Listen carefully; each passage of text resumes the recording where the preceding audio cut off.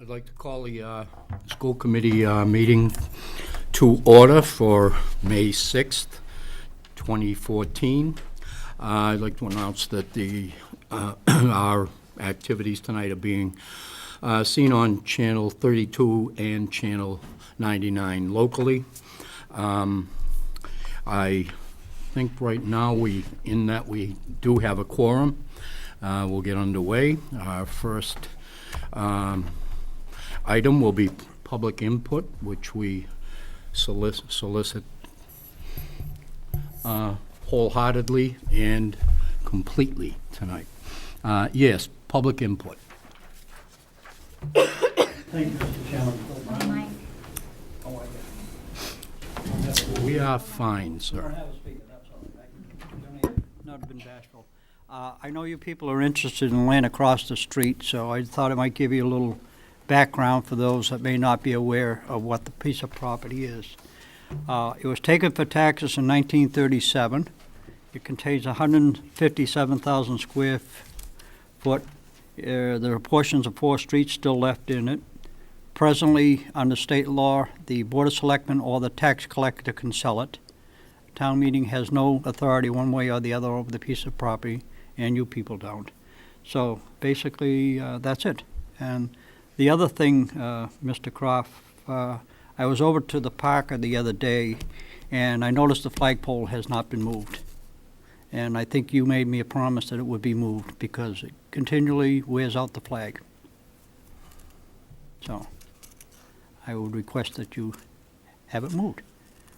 Well, Mr. Brown, we will look into that. We'll have that taken care of. We're all healthy and still on the board, and I'm glad you'll see, I'm sure you're glad to see that. We will, well, actually, we do appreciate your information. It gives us a little more fluidity and facility to move on, but we're doing our best, so. And one other thing, get the M out of barrels. Hmm? Get the M out of barrels. You did not have a middle name. Apparently. All right. Thank you. Next, we have what we call new business, and I believe there's a RISE presentation, so we'll get to that immediately. Thank you. So I'm going to introduce the RISE Preschool Director, Debbie Butts, who's going to be, along with her staff, doing the presentation for this evening. Thank you for inviting us. I am Debbie Butts. I am the new RISE Preschool Director. I think I have the best job in the Reading Public Schools. I have a wonderful staff and a wonderful program, and I inherited it, and I feel very lucky and thankful to Allison, who hired me. So tonight I brought Joyce Kemenker, Erica Boren, and Katie Melanson to be part of the presentation. So preschool, RISE Preschool, I love the graphics, so bear with me. So RISE Preschool is Reading Integrated School Experience. And the RISE Preschool begins the public school experience here in Reading. And we're proud to introduce families to the pre-K to grade 12 positive educational experience.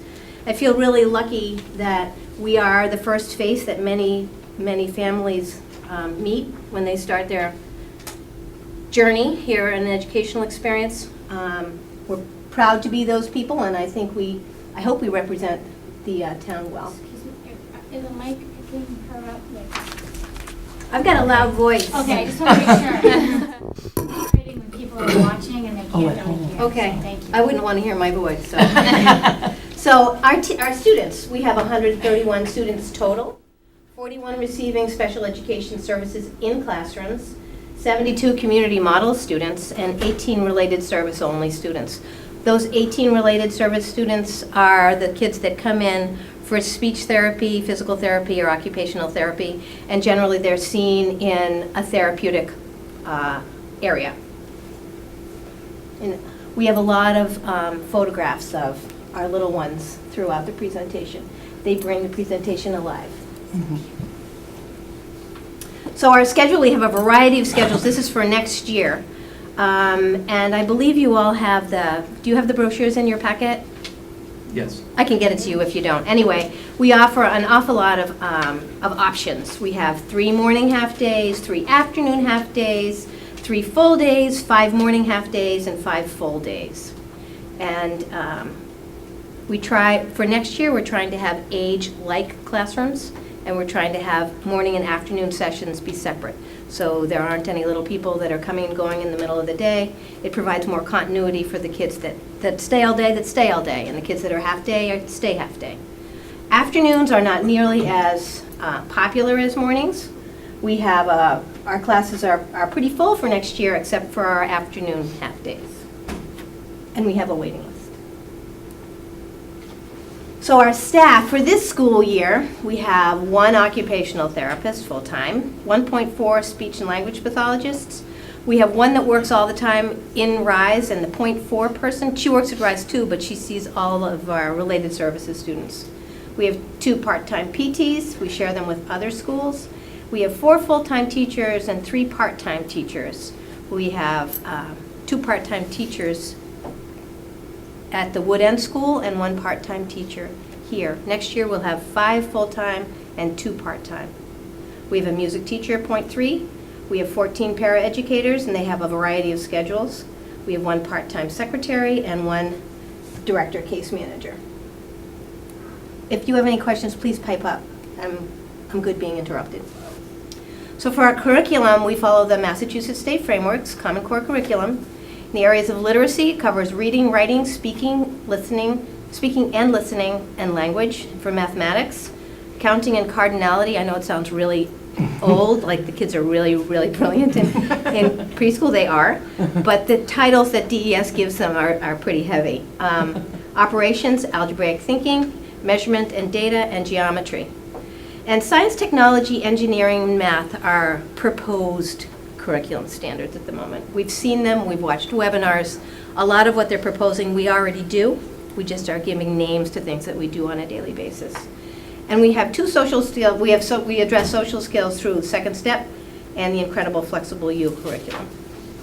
Do you have a question? I was just going to say that some people think STEM at the preschool level might be, why are you doing this? But there's a significant effort in the state that's called STEM Squared, Strengthening Teaching of Elementary Minds in STEM. Interesting. Mhm. And in fact, there's a summit in June, early June, In on the Sturbridge. North Shore. No, Oh. on the North Shore. So for people that think this is over the top and something that Reading is like taking leadership on, and it's great for us to be there because not a lot of districts are there, but it is, it's very a legitimate concept. I thought that readiness center that. Yes, it Oh, is. lots of stuff. Yep, yep. And you can find the webinar right online if you do proposed STEM curriculum on the internet. I think Wheelock College actually is overseeing that. So this year, I tried to highlight some things that we did this year that I think are outstanding. We created a standards-based report card, and this is just a little snippet because it fit best on the slide. Emerging literacy and the identified skill areas, and then the rubric upon which we base our essentially grades in January and June. So for example, emergency literacy in the very top, it says rote counts 1 to 10. So when we're looking at the rubric to determine where the student is functioning, when not yet, obviously they're not doing anything, beginning is they rote count to 10 with 3 or more errors. Progressing is they rote count to 10 with 2 or fewer errors, and they meet the standard, so they do rote count all the way to 10 with no errors. And now I'm going to pass the baton over to Joyce. So one of the things we've been working on this year since January at the preschool is MTSS. And I'm not going to get into detail explaining it, but it's the Massachusetts Tiered System of Support, and it's a district-wide initiative. But we've been working on it since January at the preschool. And we have a small school, so it's kind of, I don't want to say it's easy for us, but it's probably easier for us to implement some of the ideas. So we're well on our way to getting it up and running. And what we started with was core values. So we thought as a group about what are the values that we want most to teach our preschoolers. And we had to come up with a little ditty that goes along with RISE, R-I-S-E. We love that stuff at preschool. So we came up with respect, include, safe, and effort.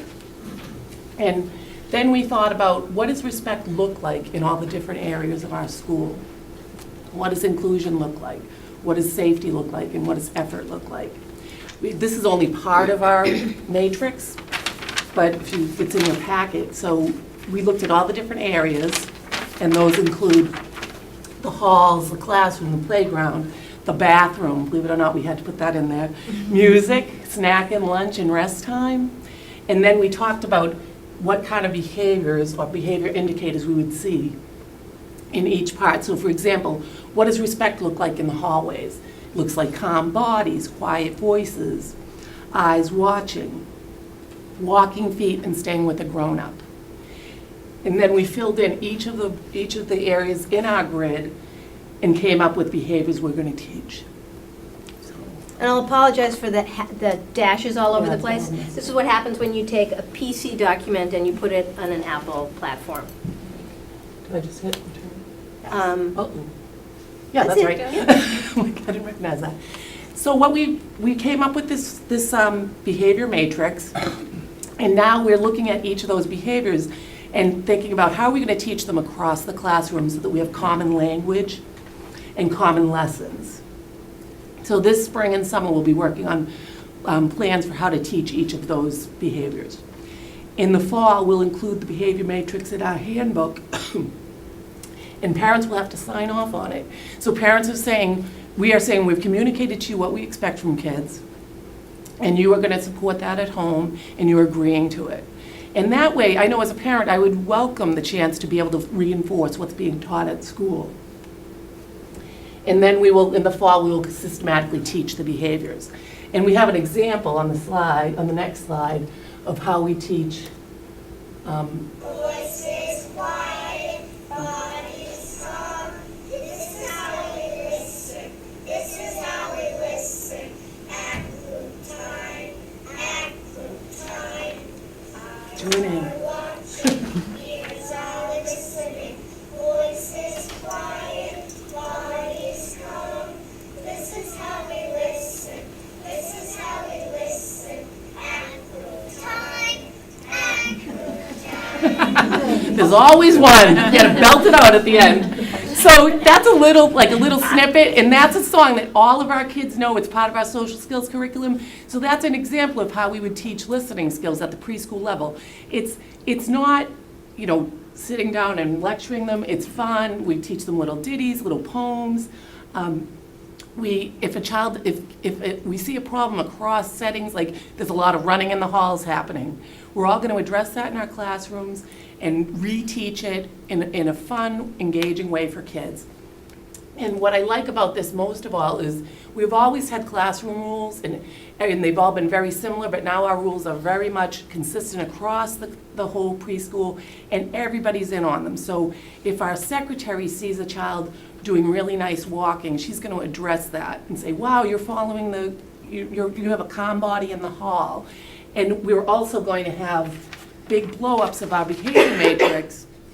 And parents will get a copy, we'll have them hanging in the hall. And each section of the matrix, so the hallway rules will be hanging in the hallway, the bathroom rules will be hanging in the bathroom, so that any adult or any other person, parent, when they're waiting for their kids to get into school at the end, they can point and say, oh, look, the rule in the hall is we stay with our grown-up. Or the rule in the hall is we walk. So that everyone can be reinforcing it and also catching them being good. It's not about them not doing this and not doing that. It's about focusing on when they are being successful. So it's been a really great experience, and we're looking forward to, we've sort of got halfway there, we're looking forward to the next half of that. Any questions about that? And we've been working with a terrific Oh, yeah. consultant, Doug Delaney. He's come to most of our staff meetings, and he's helped facilitate. He's helped us create a more, we've created our norms, and we check our norms every time, and we follow a certain standard that's been really helpful in terms of creating the MTSS matrix. So the next part is sort of academic, the predictors of academic success. The National Reading Panel says students must learn to read by 3rd grade. We all know that. There's a huge emphasis on pre-K to 3 alignment. And we're happy to say it begins in preschool with oral language, alphabetic code, and print awareness. These literacy components are linked with later learning, reading, and academic success. So we started. And this is a really pretty graphic. I took a literacy class recently, and I made this. I was going to have you all do it, but I thought it would take too long. This is just a visual of the strands that are required for developing skilled reading. And way at the very end is birth, and way up here is grade 6. So right in the middle here is grade 3. You can see everything is sort of coming into alignment. And it starts with language comprehension, where you have a lot of the information on the top 5 strands are family and social skills and community input, where the children develop background knowledge. It's going to the farm and talking about that, and going to a museum and talking about that, and being read aloud to. The development of vocabulary, language structures, verbal reasoning, and literacy knowledge. And you see they all wind together to make this beautiful little rope. These become increasingly strategic as you get older, so these are a very thoughtful process. At the bottom, we have word recognition, which is phonological awareness, symbols, phonemes, decoding, alphabetic principles, and sight recognition of familiar words. And that's a braid. So these all wind together, and these become increasingly automatic. So as adults, you read stuff, and it comes really quickly. You read it really quickly. It's very automatic. So when students are learning to read, this becomes more and more tightly woven. And when they're in 3rd grade, they really have some pretty heavy-duty reading skills. If one of these little strands is frayed or incomplete or broken, this is not going to happen. That's why it's really important that early literacy be addressed, and starting at the preschool level. It sounds really, we do it in a really fun way. You'll see at the end there are a lot of photographs of students actually participating in curricular areas. It's really play. It's play and social skills, very structured, designed activities. It may look like free play, but it is not. And now I'm going to hand this over to Ms. Erica Warren. Okay, so something exciting that we've been able to start at RISE this year is something called the IGD, and that stands for Individual Growth and Development Indicators. And what the IGD has allowed us to do is to really be able to use data to drive our instruction. During the course of the year, in the fall, the winter, and the spring, we assess our students in early literacy and in early numeracy. As you can see, there are just a few examples here. The thing that's great about this is that it allows us to be able to assess all of our students. So our typical students, as well as our students who are on IEPs, are assessed by this tool. So IGD, what is it? For the early literacy assessment, we look at a number of different areas. So we start by looking at alliteration, which covers phonemic awareness. Are students able to recognize that the first letter of a series of words, bear, ball, bat, are they able to hear that sound? Rhyming also falls under phonemic awareness, and we know that rhyming is a really good indicator of future reading success, so we do a lot of that throughout the preschool day. Sound identification, more with phonemic awareness. Is a student able to hear a sound and then be able to point to the letter in print? Next, we have picture naming, and that has to do with vocabulary, where students are presented with pictures and they need to rapidly name the word. And lastly, what doesn't belong? Students are presented with a series of 3 pictures, and they need to try to figure out what does not belong out of the 3, and that deals with comprehension. So there's another portion of the IGD assessment, and that has to do with early numeracy. When we look at the early numeracy, we look at oral counting, students' ability to count starting from 1 as high as they can in a specified amount of time. We also look at number naming, and just as we do for letters, we also need to in preschool focus on number naming as well. It's just as important for students to be able to look at the number 1 and in a 1/7 of a second say that's 1, as it is for them to be able to look at the letter B and know that that's a B. The next portion that we look at is the quantity comparison, and that's another skill that we really want students to be automatic with. So looking at, in the assessment, we have 2 boxes on a page, and they each have a series of dots in them. So they look like the face of the side of a dice for games. And so they need to point to which one has more. And they really want to be able, the goal in doing so is for students to be able to visually cluster information in their head, to be able to see the series of dots and know, oh, that's what 5 looks like, or that's what 3 looks like. The last that we look at is one-to-one correspondence counting, and that has to do with being able to take your finger and point to a series of dots as it is on the assessment. So here's where we're really able to get into the data. So what you're looking at right now is a graph, as you can see, fall, winter, and currently we're in the process of administering the spring implementation of the assessment. So this is the bar graph for literacy and sound identification. So of course the goal that we want to see is through the course of the year for the students to go from red to yellow to green. So the students who are in red, they fall into our tier 2, tier 3. So this is where we're really able, bless you, where we're really able to follow and adopt the RTI model for being able to instruct our children. So the red are our tier 2, tier 3 kids. So they're requiring some homogeneous instruction that needs to be more frequent because they really need to develop those skills. Our students who are in the yellow, they're on the cut range. We need to have a careful watch on them. But again, we're teaching in homogeneous groups. And we do that, we've done that in preschool, but being able to have this data that relates to the IGD assessment, which also aligns with the Common Core, is really helpful for our instruction. And then the end result is that we hope that they're in the green, that they've got that skill, that they're mastering that skill. I think that's it. Are there any questions? Thank you. Oh, sorry, Linda. Yes, sorry, Linda. No, that's okay. Anna, you've got me thinking about so Okay, many sorry. wonderful presentations. No, sorry. Thank you. One of the things that I'm thinking about is the tendency that education has had to move away from the homogeneous groups to use more of the role modeling so that children don't feel separated when they're struggling with a concept, but rather learn from their peers. Mm-hmm. And I understand that the second tier of MTSS is to intervene and provide the supports that kids who are struggling with certain skills need. Can you just talk a little bit about what differentiates that from pulling the child out of a class so they're missing the other stuff to go work on something else and feeling separate? So in our preschool classroom, we often work in centers, and this is just another way that we would break up into small groups. In our classrooms, we have the teacher, and we also have 2 paraeducators. So within that grouping, within the classroom, students are all working, and they're working in their groups, so they're not really, they just know that they rotate through centers, so they don't necessarily know that, oh, if they're with Miss Erica, that they're, on that lower end.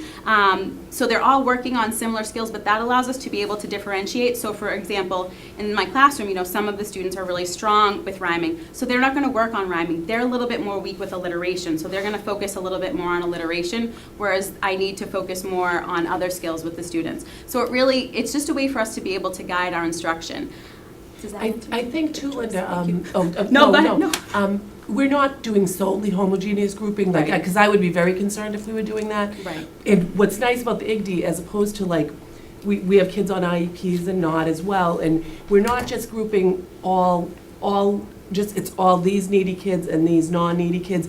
We have each discrete area, you could be really doing well in something and not well in something. So kids are regrouped and regrouped and regrouped. So you are with different kids all the time based on what kids are working on.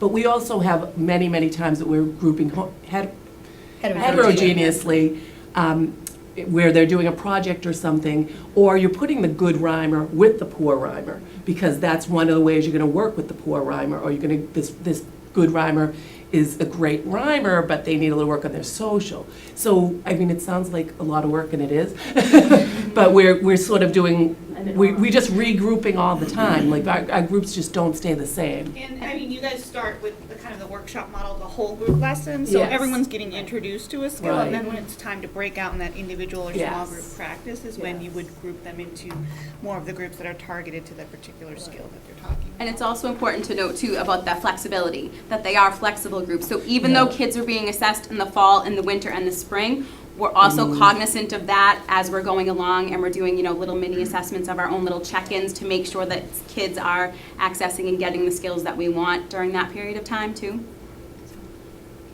Thank you.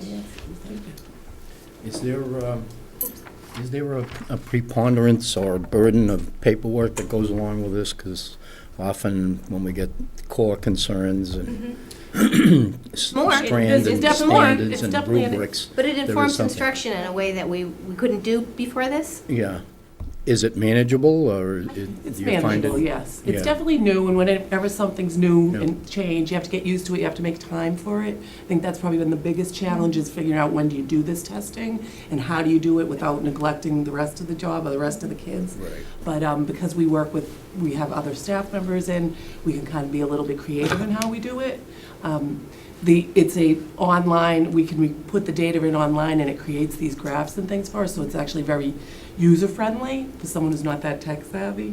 But it's definitely a learning curve, and it's been taking some time to get used to. All right. But I think we all It's are really, acclimation. we're all kind of fans of data, too, so. Yeah. It stemmed from last year, we did a lot of literacy work with the literacy specialist, so it came out of that last year, and don't want to speak for you guys, but No. it was like, oh, we need this to help do what we just Right, learned about doing. right, So yes. it definitely came from the teachers wanting to be able to have access to It that. also kind of validates what we've been doing, because, we didn't have this testing in the past, but it's, for me, comforting as a teacher. We don't do the first go-around till November, so we've known the kids for a couple of months, and for the most part, it sort of supports what you know about them. Yeah. I mean, once in a while, there might be a surprise, but in general, it's like, yeah, I thought this was a bit of area of weakness, or this wasn't, but it gives you kind of hard data to support that.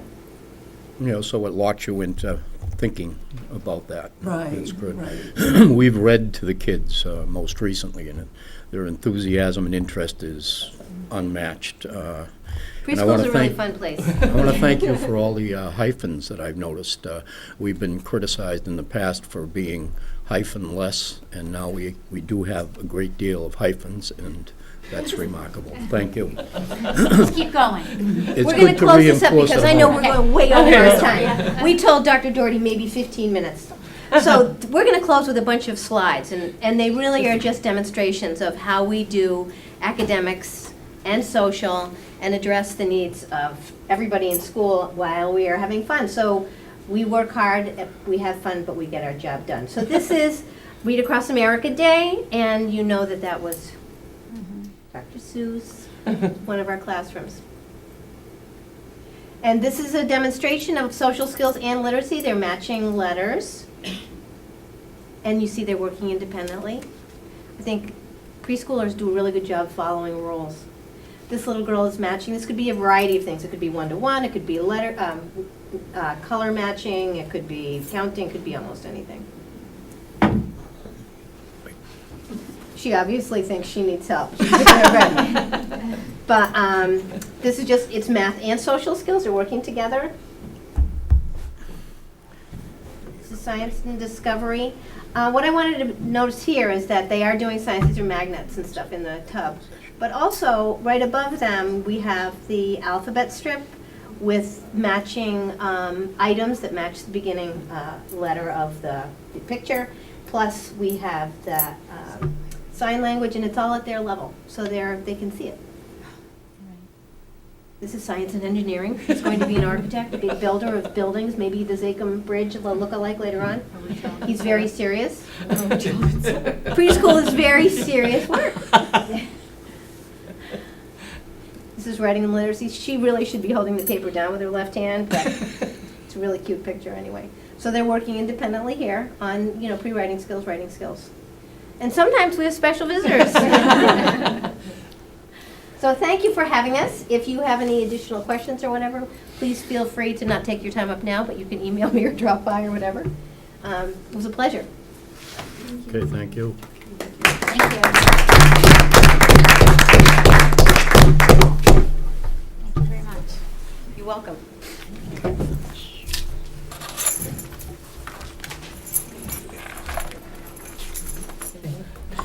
Thank you very much. Thank you. Thank you. Bye-bye.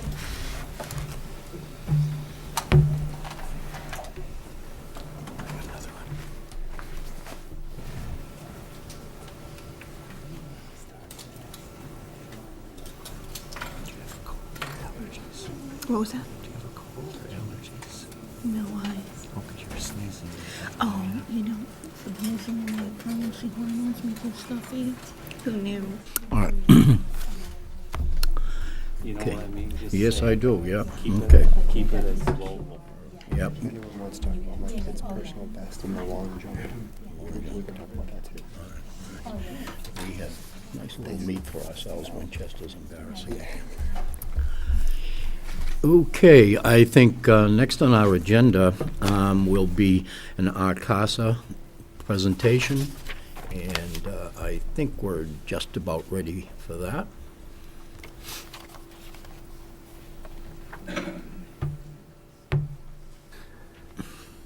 Maybe not. So I'll avoid all litigation at all costs. What did I miss? Yeah. Did I miss your eyes?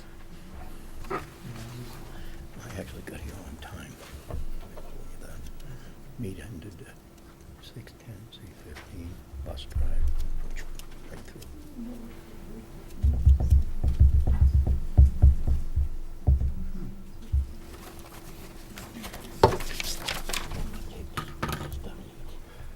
Andrea, no comment this evening? Senior fever? What do you think? I mean, this is ridiculous. Ridiculous. It's burnout. It's definitely Yeah. burnout. Mr. Crawford, I just say something before. Okay, Dr. Doherty, please. Tonight, you're gonna hear two presentations from Erica and staff. One is on the opiate, as you see in your packet. The other one is an update on the chemical health policy. We've annually been giving you an update around this time of year, so we wanted to share some statistics with you. I think one of the important things that you're going to hear tonight from Erica and also see is that everything we're talking about is in general terms, and certainly we're not talking about specific cases this evening, so we need to certainly keep that in mind as we're hearing the presentation. So I'm going to turn it over now to Erica. Thank you so much, Dr. Doherty, for having me and our whole crew. I just want to introduce a few people that work with us and help put together the presentation. Chief James Cormier, who is my supervisor and a huge support to our CASA. We're cited at the police station. Tom Zaya, who's the assistant principal here, huge supporter of the chemical health policy and also administers the policy. Sarah Lennon, our health educator who works on the chemical health education program and teaches in the school. And Julianne DeAngelis, our outreach coordinator. She's also a treatment clinician, has over 25 years experience in the substance abuse treatment field. And then Alex Webb, who's one of our youth leaders. He's going to be speaking on the youth crew section as we get a little further in the presentation. Okay. So I just want to kind of start with getting everybody on the same page. What is an opioid? We hear the terms opioid and opiate, but an opioid is a family of drugs that have morphine-like effects. If you ever have had a loved one in the hospital, sometimes someone who's in extreme pain is prescribed a morphine-like drug. And then there's lower levels of a morphine-like drug, like Percocet, which people might be prescribed for a dental procedure. So there's a wide range in the family of opioids. The primary medical use for prescription opioids is to relieve pain. Other medical uses include control of cough, diarrhea, the treatment of addiction to other opioids, but not always. And they can produce a pretty strong pain relief, but if someone is not in pain and they use the drug to get high, it can produce a sense of euphoria. And it sets up a pattern in the brain that can ultimately lead to the disease of addiction. So this is what prescription opioids look like. OxyContin is one of the more common ones, or oxycodone. Or Percocet, just a pill like you would see, nothing fancy. The street value of these drugs is pretty high though. An 80 milligram prescription oxycodone can go for about $80. It's usually $1 a milligram. The most common one we see right now is Perc 30. It's a stacked pill, and those produce a similar effect to heroin, which is why people may start using a prescription opioid to get high and then ultimately switch to heroin because it produces the same high. However, compared to $80 a pill to get a prescription opioid illegally, heroin is $5 to $10 a bag. So what we see is people, when they can no longer afford to get that prescription opioid illegally, they switch to the heroin. And it comes in different colors, ranges from dark green to a black sticky tar to a cocaine-looking like substance, but it varies. So the history of prescription opioids and heroin abuse in our community, many of you have been around this issue for a long time and know the devastating effect it's had on our town. We were founded as a coalition in response to 10 opioid deaths from 2003 to 2005. And since 2005, we've lost another 13 residents to opioid overdoses. We really want to prevent a reoccurrence of these tragedies. And what we're finding and what we've known for some years is that there are a number of current heroin users that began with pills. And so that's why you often see Arcasa promoting medication take back and all these things around medication abuse protection and things in the home that families can do, because we really don't want to see people get started on the pills that could ultimately lead them to heroin. So we decided to do an analysis of heroin and prescription opioids over the last 6 months. I presented our initial youth risk behavior survey results to you and the Board of Selectmen and our community at the Arcasa annual meeting. And then we got some more detailed data in November from our survey consultant, which allowed us to look at it a little bit differently. And we then took that data and met with some surrounding communities, and what we found is that our data and their data didn't quite match up, and so it gave us some information that was really helpful, and I'm going to share that with you. I then presented some of the data to our executive board of Arcasa, which includes our president, vice president, our treasurer, and our secretary, as well as the chief of police and the town manager. I then gathered their input and worked with our survey consultant to draw more data and to look at cross-tabbing some of the results so we could get down to the nitty-gritty of, if a youth said that they were using heroin, what else are they doing? Are they also abusing prescription drugs? Are they accessing help? Do they have someone that they can go to for support? We tried to dig a little bit deeper into the data. We also looked at all the police log reports for the past year to identify the level of opioid overdoses. We were getting a lot of anecdotal reports from our officers saying that they were seeing more overdoses, and we wanted to look at what was happening there. Our outreach coordinator conducted 5 key informant interviews, and I also conducted one. And we worked with colleagues from what's called the Mystic Valley Public Health Coalition. It's a community of coalition coordinators that includes Medford, Malden, Melrose, Wakefield, and Stoneham. And so together we've kind of joined forces to look at this issue. And then I tried to synthesize those results for this presentation, but also we've already written 2 grant proposals to try to bring in some more resources around this issue. So the way that I looked at the police data, our detectives provide log reports to me every few weeks. I then went back through all the reports from the beginning of 2013 through March 25th of 2014 to analyze for overdoses. I read each log report and coded for either an overdose or a suicide attempt, because those were the majority of the calls. And then this is the data that I looked at. So what I found is that in that year and 3-month period, we had 23 incidents that were classified as an overdose or a suicide attempt in Reading that our police responded to. 57% were suicide attempts involving people's own prescription medication. 30% were accidental overdoses involving an opiate, either heroin or Perk 30. Then 4% involved other drugs, and 9% were alcohol poisoning. Then we looked at that same data, so that same 23 incidents by age and by gender. We found that there were slightly more males than females, 57% to 43%. And then we also found that the largest group was in the age of 30 to 39 years old. And that is consistent with what our regional partners are seeing as well, in terms of the risk for fatal or non-fatal overdoses is in that 20 to 40-year-old age range. But you can see that we still have, under the age of 17, 14% that had either an accidental overdose or experienced a suicide attempt. So just some things to keep in mind. It's not one particular age group. We're really looking at all of our community. These were the drugs that were involved in the overdoses and the age of the person that was involved in either a heroin or a Perk 30 overdose. So you can see ages 32, 35, 33, 27. These are all, in the upper 20s, 30s. And then we looked at what drugs were involved in their suicide attempts, if it was coded that way. And what we found is that there were many different drugs. The only one that stuck out was heroin, but not by much. We saw a lot of drugs that are very commonly prescribed. And people use their own prescriptions. So they had their own medication and used that and either took too much or combined it with another medication. In addition to the overdoses, we also looked at people's calls for help for family and some of the other kind of things that were coming into the police department that were surrounding substance use or abuse. And we had a frequent number of calls for underage drinking, youth marijuana use, adult marijuana use, illegal possession of pills, people doctor shopping or med seeking, operating under the influence of alcohol or drugs. We've had families report that their pills are missing. They found a syringe, found drugs, stolen merchandise from either their home or their business, or that they're worried about their adult child substance abuse. We've got a frequent number of calls about that. We've also had grandparents reach out for help, worried about their adult child or their grandchild's substance use or abuse. Also domestic violence that may have had some substance use involved there. And then also we had some reports when adult child comes back home from treatment.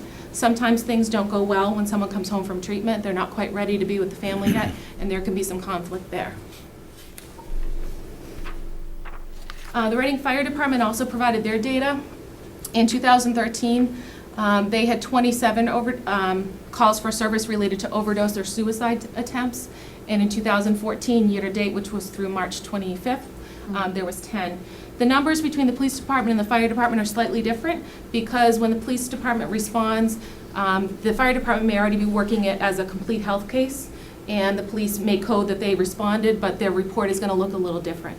So sometimes we see the fire department numbers are higher because they're responding for all the health calls, and the police are often responding to maybe secure the scene, but the reporting and the coding is a little different. So we often see that those numbers slightly differ. But you can see that decent number of prescription drugs and also alcohol poisoning is also happens. So you can see we have a number of overdoses that peaked in 2007, 2008. That's the upper line, the green line. And then there's a drug called Narcan that's administered at an overdose if the person is suspected of ingesting heroin or an opiate. And when that drug is administered, it can literally bring the person back. It can restart their system.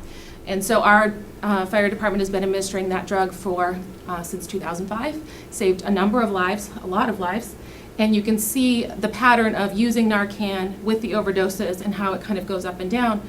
But you can see that we're starting to see a spike again 2013, 2014. So we started to see it leveling off, and then it's popping back up again. We've been able to participate in a lot of trainings and information sharing as a result of our regional partnership. We were able to have the coordinator of the Narcan pilot program. Narcan can also be administered by a non-medical professional. People are being trained as family members to carry Narcan to assist their own person, their partner, their family member, their adult child, if they were to overdose. So Narcan pilot sites actually train the family members, the users, or their partners to carry nasal Narcan, which is different than what the EMS administers intravenously. And what they found is they've been able to train over 22,000 people to carry Narcan. That gives you an indication of how many people need it. They've been 2,600 reversals, meaning they've brought 2,600 people back to life, which is pretty intense. And what they've seen on the street is an increase in what's called acetylfentanyl. You may have heard of fentanyl patches if you've had a loved one who's gone through, a lot of a disease that involves a lot of pain. But essentially, fentanyl is a man-made substance, and a synthetic acetylfentanyl that's mixed in with heroin is affecting the overdoses that we're having right now. So this is somewhat of a new trend. I know that going back at least 4 years, we were starting to see fentanyl, but it's becoming more and more frequent. It first started popping up in Rhode Island, and then we started hearing about more and more cases. The problem with the fentanyl is that the man-made fentanyl is 15 times less potent than regular fentanyl, but 40 times more potent than heroin. So if you're mixing fentanyl and heroin, it's not a good, just not good. And that's where we're seeing that these overdoses start to spike again. And what we're also hearing is that when people do administer the Narcan, whether it's a family or it's a medical professional, one dose isn't enough. And we did not see that 2 years ago. One dose was enough to bring the person back. People are talking about people administering 2 or 3 doses to get the person to come back. So that tells us that we have a little bit of a different mix of drugs that's being used and abused. We also looked at our death certificates. From 2003 to 2013, there were 23 opioid-related deaths total, and an additional 11 substance-related cause of deaths, which could have been cirrhosis due to alcohol or other causes. We also looked at the number of residents that maybe sought out treatment. And the data for this is a little tricky because the majority of treatment is private pay or through insurance. So 97% of the people that go into treatment do not use the public system. But unfortunately, we only have data on the public system, so we can only tell you about 3% of the folks that are in treatment. But what we do know is that of that 3%, 92 of the 160 Reading residents that sought out publicly funded treatment were treated for opiate dependency, so the drugs that we've just been talking about.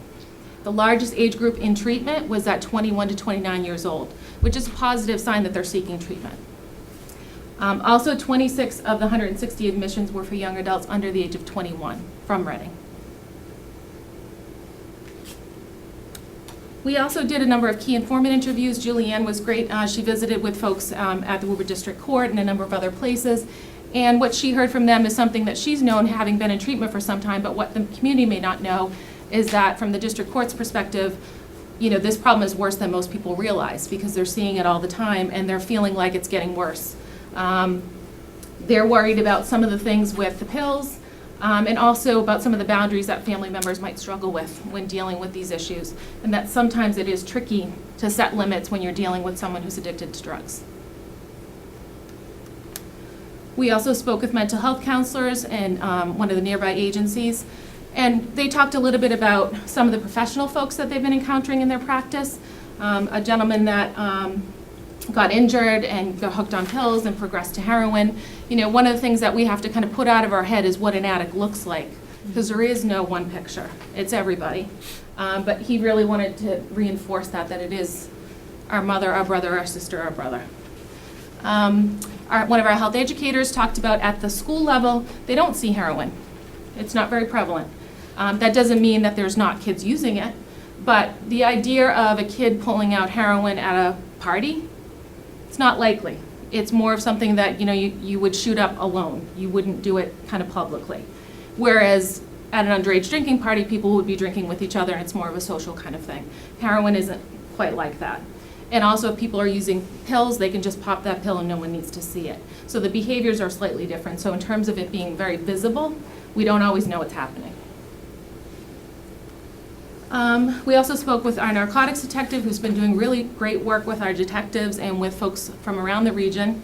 And what they're looking at is how sophisticated the whole drug trafficking network is, working with folks to stem the tide of the drugs coming in and going out, and also looking at how do we partner with our federal agencies, including the DEA Prescription Diversion Task Force and the Cross Border Initiative. We also spoke with one of the funeral directors here that has dealt with families, and they talked about seeing more deaths and dealing with families and feeling that it was hard to have that celebration of life when people were really struggling with the circumstances of the person's death and how hard that can be. There are some grief support groups that have been created over the last couple of years. So if you ever know someone who's in a position where they've lost someone, we can help out with that. So please, refer folks to us and we can connect them to some assistance. John, should I say yes or no? Oh, thank you. We spoke with some business folks. A restaurant manager in Reading said the problems he used to see were alcohol, and now opioid use is at the top cause of death, and that it seems to be easier to hide until it gets out of control because, again, people aren't using it in public. You can't smell it on them. People think if someone shoots up heroin that you can tell right away, and you can if you know what signs to look for, but the average person who's good at hiding their addiction can hide it. So it's one of those things that it's just not as visible as we think it would be. But what this restaurant manager talked about is that he started employing people from a local sober house in Wakefield because he found that people in recovery were ready to work and were great employees and found that he didn't have to worry about their potential for abusing on the job, and talked about how their example is really good for the other workers. And I have to say he's somewhat of a trailblazer in that, having that trust in the folks that come out of that sober house, and it's been a great partnership for them. A treatment professional talked about the importance of prevention coalitions and our role in all of this and getting the word out and getting people on board and mobilized.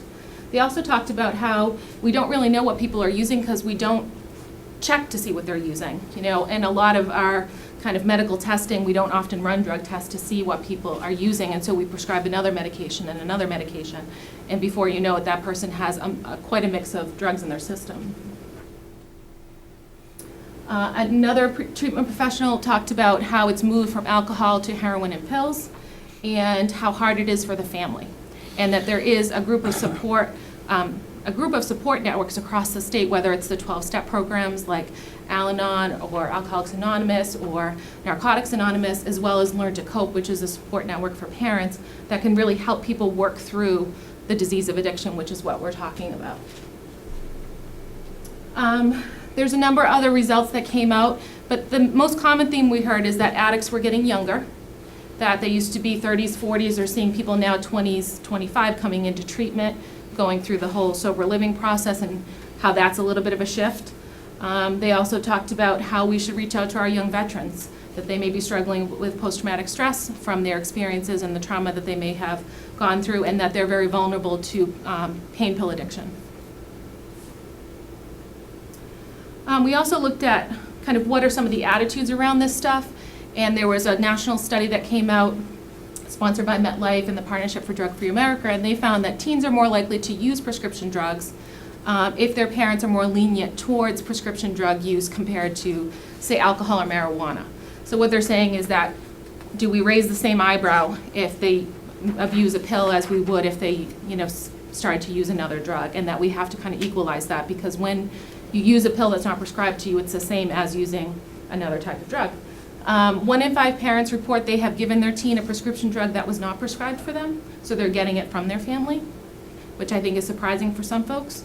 And then they also found that 17% of parents do not throw away their expired medications, which again creates that access in the home that we really would love to see that get tightened up a little bit. And also 14% say that they themselves have misused or abused prescription drugs. So this is something as an adult population that we're dealing with. So when we look at our children, we can't be surprised by what is happening. It's really a reflection of what is going on across our culture. I'm going to talk a little bit about some of the data that came from the Youth Risk Behavior Survey, which was taken in Reading. And I talked a little bit about that at our annual meeting, but basically the data is collected by our health educators through their physical education classes. We have a very thorough protocol that's based on the Centers for Disease Control method. We have an outside consultant that monitors the process. So we've done this, I guess, over 20 years now. So we've gotten it down pretty good. But with this set of data, because some of the heroin numbers came back a little bit higher than we had expected, we had the data cleaned again, and actually had them hand count the data, just to be sure before we presented it to you. The comparisons to the state and the national data are still not available. Those tend to come out 2 years after our data, which makes it hard to compare. The following set of data addresses one question, which was question 94 on the Youth Risk Behavior Survey at the high school level. And it basically, the question is, have you used heroin? So, have you ever used heroin is the question. If we look at it across kind of the span from 2005 to 2013, you can see where we are in 2013. And that's the reason why we have the data checked and double-checked and double-checked. And what that boils down to is it's 74 students who say that they've used heroin at the high school. We then looked at, for the kids who said yes to that question compared to the kids who did not, what did their grades look like? Because maybe that could tell us something. Were there any red flags there? And it's interesting that those who reported heroin use are still getting A's, B's, and C's. Okay? So maybe not a huge amount of red flags. We don't see a lot of movement on the lower end. And I think that's just another signal to talk to you about how adult users are able to hide their use. If they don't want people to know, they find a way for people not to know, and youth do the same thing because they see what we do. If we are high-functioning alcoholics, they learn how to be high-functioning drug addicts. Do you know what I mean by that? Like, it's one of those things where we think we could see it, but if they don't want you to know, they can be pretty crafty. So that's just important to think it's not always going to be showing up in their grades.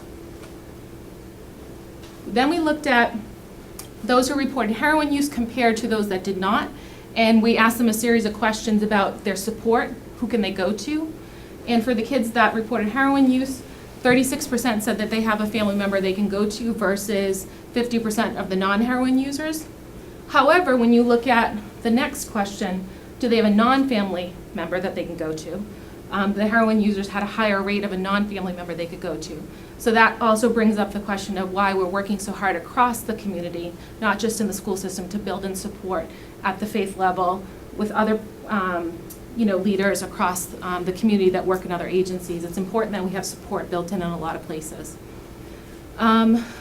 The heroin users felt like they did not have someone in school they could talk to as a higher rate as the kids who were not using heroin. But 33% of the kids who are using heroin say that they're already seeing a professional for behavioral health. And that's not surprising to us, because one of the things that we see with kids who are struggling with this is that they may try a number of different ways to try to get off heroin or another drug, and it's hard to find the right treatment that works for them. We see on average people going in between 3 and 5 times to a treatment program before they kind of hit that right mix of things that works for them. This one looks at school-related questions. These ones are related to depression and suicidal ideation, which is thoughts of suicide. And the heroin users had a higher rate of depression-type thoughts, felt sad or hopeless almost daily for 2 or more weeks. That's concerning for us, because if they're under the influence and they're feeling that sadness, they're more likely to act on some of those feelings. 38% compared to 14% of the regular population seriously considered attempting suicide. So if we see a young person that is having that suicidal ideation, we want to go that next step and talk to them about their drug use and see what's going on there. 38% made a plan, so the heroin users were more likely to intend and make a plan. And 51% compared to 13% of the regular population say that they actually attempted suicide. Then we looked at their use cross-tabbed with prescription drug use. So a prescription drug that they use to get high. And 50% of the heroin users say that they used a non-prescription drug to get high in the past 30 days. And sometimes folks who are abusing heroin may use different drugs to help them stay up or down. So they might use heroin at one point in the day and then use another drug to stimulate, wake them up again. And so there's often a mixing of different drugs that kind of goes on, kind of a cocktail that works for them, keeps them functional, you could say. And then we also looked at how do they perceive their risk. And the heroin users perceived that using a non-prescribed drug to get high posed not as much of a risk as the kids who were not using. So when they are abusing, they're less likely to perceive it as a risk. Then we looked at their crosstab with sexual behaviors, because we know with needle injection there can be a risk for HIV or Hep C. And what we found is that 46 of the 74 youth who say they reported heroin use also use needles, which meaning they're injecting their heroin. 48 are sexually active of that group. Only 18 use condom at last sexual intercourse, and 26 have already been diagnosed with an STD. So they're already aware that they're taking some risks. And that's something, when we talk about health education, how important it is, as Mrs. Lennon well knows, it's important to talk to everybody about protecting themselves, because this isn't something that partners always disclose, is if they're an IV drug user. So before I get into the next section, I just want to acknowledge some of the youth leaders who helped put together the next section for you. As you can see, that was a lot of information. What I first did with a lot of that information is I brought it to our youth leaders, and they spent over 6 weeks grappling with it, and they had some of the same looks that you're having on your faces. It's tough stuff. It really is. It's tough stuff to look at. So I just want to mention a few youth. I just want to say thank you to some of our youth leaders: Jack Shannon, Kevin Shannon, Claire Bishop, Sophia Caligeris, Emily Breen, Megan Whalen, Jenny Doxer, and I'm going to invite Alex Webb, one of our leaders, to come up and present the next section to you.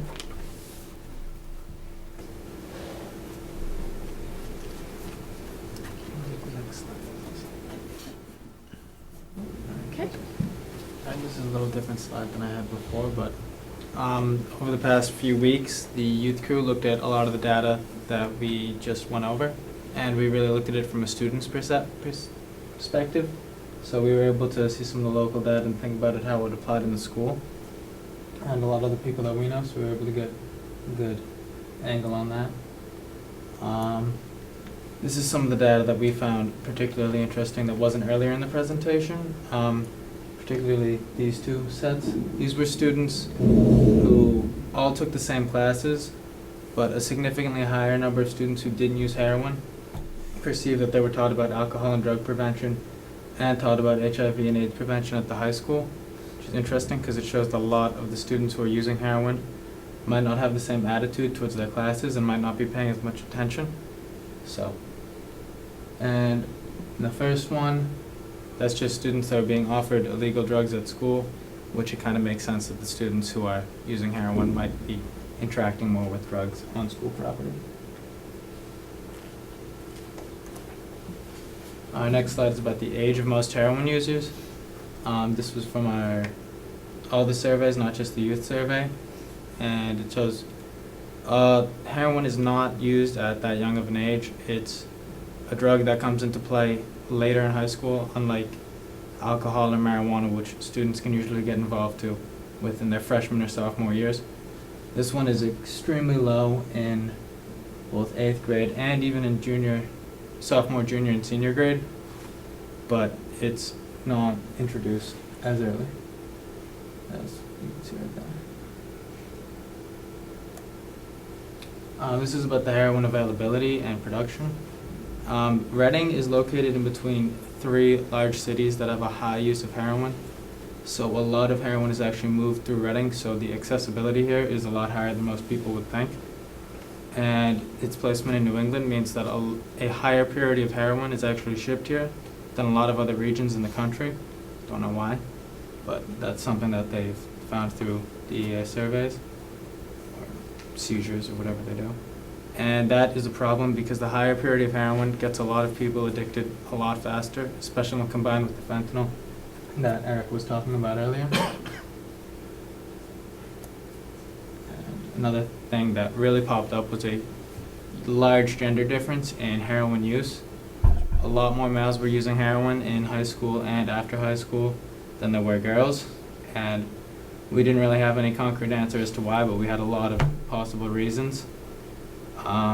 It could be anything from the way that boys and girls are raised, or something simple like a girl is generally more afraid of a needle than a boy.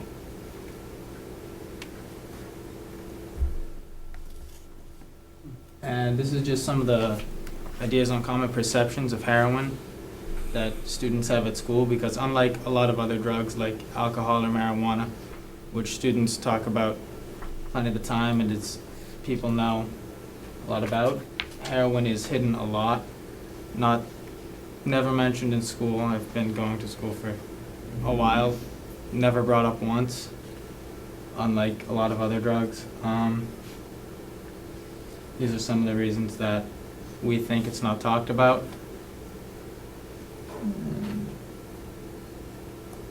I think that's actually all I got. That's it. Kept it short for you. Thank you, Okay, Alex. thanks. And Alex has an AP exam, so we're going to be fine with him taking off. Thank you, Alex. Great job. School first. I just want to mention one thing about the youth crew brainstorm. This took a lot of courage for youth to be really honest. And what we asked them to do is just, what comes to your mind when you hear the word heroin and the idea of heroin being in the high school or people using it that you might know. And it was hard for them because they struggled. There was a lot of silence at first, and Julianne was in the room when this happened, and I said, what's going on? And they were uncomfortable with the idea of it, and that kind of tells us a little bit about, as adults, what we have to grapple with. This is an uncomfortable subject. And these are young people who want to be part of a substance abuse prevention group and are comfortable talking about most of these issues, but heroin is still, it's a tough one. So one of the things that we talked a lot about is that the perceptions about people who abuse drugs is more negative than if it's physical or mental health. And that led us to a discussion on how we kind of view this issue. So we talked about the example of if your child has a broken bone or a sprain, there'd be some pretty concrete measures that you as a parent might take. You know, you might get them x-rayed, you might get them looked at, you kind of know who to call, or you can talk to your primary care and get to the next step. And you might progress. Maybe it's a broken bone and it's more serious, they might need a cast, they might need longer physical therapy. Or if it's chronic or severe pain from an injury, they might need surgery and it might get more intense, and then there's a series of steps that goes along with that. But when we look at the idea of youth maybe trying alcohol or using marijuana, we often don't feel like the steps are as concrete. So we start to question ourselves as parents, but we're not really sure, how do we talk about this? Do I call my doctor? this is embarrassing as a family. You know, there's a lot of things that come up for people around this issue. It can be uncomfortable. But what we're trying to do is get folks to really think about, worry about what they're doing, just like you would worry if they hurt themselves physically. Hurting themselves mentally and using substances is both a physical and a mental challenge. And so it's not to say that every kid who tries a substance is going to require an intense intervention, but you do want to make sure that you're paying attention and you're taking it seriously, because your reaction to those things as a parent or as a teacher or as an administrator affects the child's own perceptions of what's acceptable. So that's just something to kind of think about. This, you can see, is lots of little tiny words on what we've done, because we've tried to do a lot to get this issue into young people's minds, into adults' minds in the community. One of the biggest things that we've worked on at the high school level is bringing Choose to Refuse into the classroom at the 9th grade level. Choose to Refuse focuses on heroin and opioid prevention, and we started doing that in 2008. I co-teach that class with Officer Santaski, and it go into decisions classes like Mrs. Lennon's or Mrs. Fiorello, and we show them real stories of people who are not that much older than them who've experienced heroin or opioid addiction. We also share a story of a young woman that went to this high school, and she kind of tells her story. And then we mix that with the facts and the figures and ways to avoid it. But it's always very interesting to see how they react to the personal stories. We also brought in a mother who lost her daughter to an opioid overdose, and she talked to young people about losing her daughter. Very promising young woman who was going to BC nursing school, had a straight A average, and overdosed during that semester where she was doing beautifully at school. And there were other signs that she talks about, and she talks to in her workshops about what some of the things that maybe as a family they didn't quite see, because she was able to hide a lot of it and function through her heroin addiction. We've also sponsored parent presentations, Generation RX, and also a parent series to teach parents the skills to talk about these issues. We've trained the staff and the district nurses on identifying the signs and symptoms. What does it look like when someone is high on opiates? It's a pinpointed pupil versus a dilated pupil, little things like that that are helpful for nurses. The chief added narcotics detective. That was really important to getting our arms around some of this stuff and working with our partner agencies to get a handle on the drug interdiction issues. The health educator positions were added, and we went through a long process of deciding on how do we do the best comprehensive health education, and so we chose a new program. I think we're going into our 3rd year of using Glencoe, which is a comprehensive program. The school health policies were changed around chemical health. Behavioral health task force work, you know about that. We also work ongoing to have our resource list updated and shared with folks. Julianne does a great job of talking with families when they call, and they might need to talk through, maybe they've tried 3 rehabs already with their adult child, and they kind of need to go, what do I do from here? And she's great at managing those situations and helping people not lose hope and get to the next step. Also, our officers have received a lot of training. Chief Cormier has been great at sharing their time with us so that we can educate them. And then also the work that we do between Mrs. Lennon and Mrs. DeAngelis and Sarah Bird, who is our behavioral health coordinator, on referring students and getting them what they need. What can you do to help? One of the basic things is try to get the medications out of your home that you don't want or need. If there's expired medications in your house, anyone out there who's watching, bring them down to the police station. We're open 24/7. You can dispose of them in our unit. And since 2009, we've collected over 12,000 medications. So there's a lot of drugs sitting around people's houses. So spring cleaning, get them out. It's great to not have them in your home. It may not be your child that tries to access them. It might be your niece, your nephew, their friend, someone who comes over for a family party, someone who comes to do your plumbing. It can be anybody. So we've seen enough of the cases at the police department that's important to just not have those drugs around unless you really need them. Text-a-tip, we get a lot of great tips through our text-a-tip program that the police monitor, where people might say that they're worried about someone, and that's very helpful information that our officers can use to work on investigations. So continuing to support health education, it's a critical part of what we do. Julianne and I are only 2 people that are kind of going across all the different sectors in Reading, but the work that Mrs. Lennon does and the work that Mrs. Fiorello does at the high school and what they do at the middle schools is really critical to reaching as many young people who are in our district. We're also part of the Opioid Prevention Collaborative that I mentioned with those other cities and towns. We have a film series that we're going to be doing. The Hungry Heart is about heroin and opioid abuse. That we'll be showing that at our next annual meeting. And then the biggest thing is trying to reduce stigma. If we can't talk about it, we can't change it. So we need to rethink how we're approaching this issue, and I think Reading has tried to really be as open and honest about it as we can. But when I met with our youth crew and felt their reactions and their discomfort around talking about this issue, it reminded me that we always have more work to do. What else is coming up? We're working on an Adults Assist training. This is a training that will be, supposed to be saying May, so sorry about that, where Mr. Zaya is lining up coaches to come in and do a training with Mrs. Lennon. It's a training that's based on a program out of the University of Virginia that's specifically designed for coaches and how they can kind of look at what's going on with their student athletes and intervene earlier if they notice something might be off. The Good Samaritan law is now in effect in Massachusetts, which means people should not be afraid to call 911 if someone overdoses. They will not be prosecuted for calling for help. Some people don't know that, so it's important to let folks know. The narcotics investigations will continue to be active. There's a lot of stuff happening with that behind the scenes. We're looking at mental health first aid certification as a strategy that we might use in the next couple years. Mental health first aid is the basic idea of looking at first aid from a mental health perspective. Julianne and I have been through the training. It's really excellent. It gives people the tools and the words and the script to talk about some of these issues. And youth can be trained, teachers can be trained, police officers can be trained. So it's a certification program that was based out of Australia that is now moving through the United States. And then ongoing implementation of our behavioral health task force recommendations. And I just want to end this part of the presentation with this. In 2012, we had a World Cafe that brought together 200 of our residents. It was following an unfortunate and horrible situation that involved the murder of a young person in our community. And these were some of the words that, as we synthesized all the words of the 200 people, this is kind of what we came up with, is that we need more people to get involved. We need communication, parental commitment, safety, school consequences. And when I look through this, I see some of the work that we've already done and kind of listen to this feedback. And then we need to change the norms that say youth substance abuse is a rite of passage. This, for me, is the hardest one. That's really the toughest one.